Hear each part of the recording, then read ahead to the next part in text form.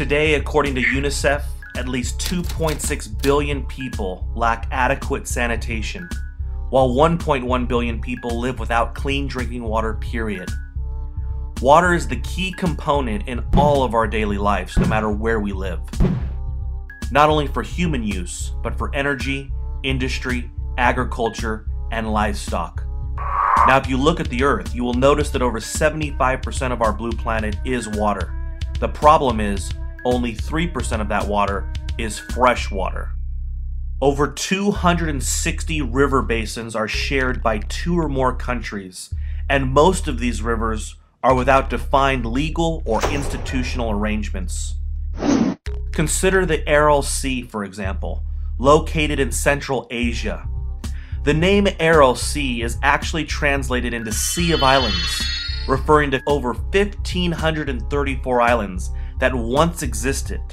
Today, the Aral Sea is down to 10% of its original size. The same thing is happening in other areas that were once flourishing are now turning into desert.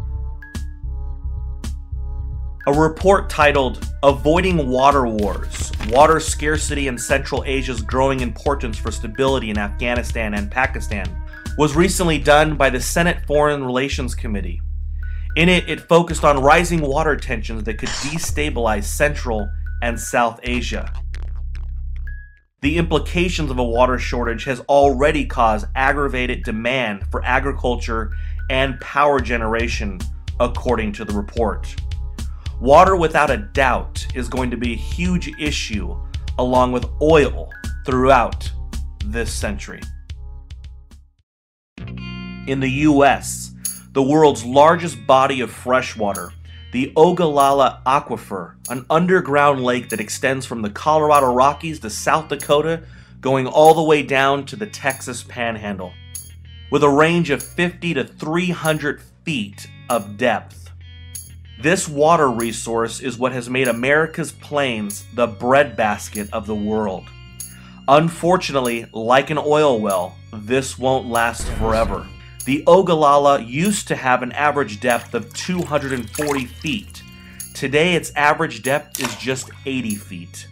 Recently, a story done in Texas about a town named Happy, who has simply run out of water for its farms.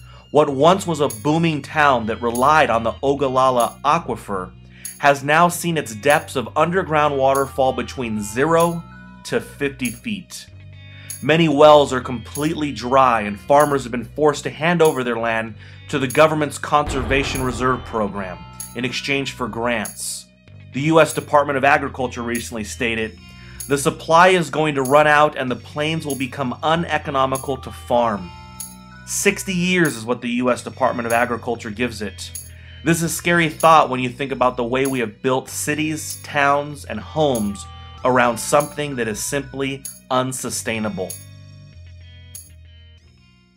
Consider the Colorado River as well. A river that used to run into the Pacific, not anymore. By the time the water fills the pools of Vegas and irrigates and provides drinking water throughout the West, not a drop of water makes it into the ocean. Of course, we can't help but comment on how it is government who essentially planned people to live in the middle of nowhere, to live in deserts. If a free market would have reigned, we would see a much more practical living condition with very little middle-of-the-desert living, not only relying on cheap oil, but the relocation of precious water. While researching the water crisis, FutureMoneyTrends.com came across studies about how in some places in Africa, so much water has been pulled out of the ecosystem in order to bottle it and send it around the world, some towns have become deserts. As the world population grows, the water crisis will become front-page news. According to the consulting company McKinsey & Company, by 2030, global water demand will be 40% greater than today's accessible, reliable, environmentally sustainable supply. FutureMoneyTrends.com members should have no doubt that this is 100% tied into agriculture and rising food price inflation. 71% of global water withdrawals today go to irrigating our food. The US government has screwed us with subsidies that are handed out to farmers who plant in areas that need an excessive amount of water. Subsidies are also handed out in misguided attempts to turn food into fuel, something that in our opinion is not only driving food costs up, but is wasting precious water resources. Like oil, it takes water for many goods. A cotton t-shirt, 400 gallons. Denim jeans, 1,800 gallons. A car, 39,000 gallons. A board of lumber, 5.4 gallons. A barrel of beer, 1,500 gallons. Gallon of paint, 12 gallons. 1 ton of steel, 62,000 gallons. A piece of paper, 2.6 gallons. Consider how much water it takes to grow our food, feed our animals, and ourselves.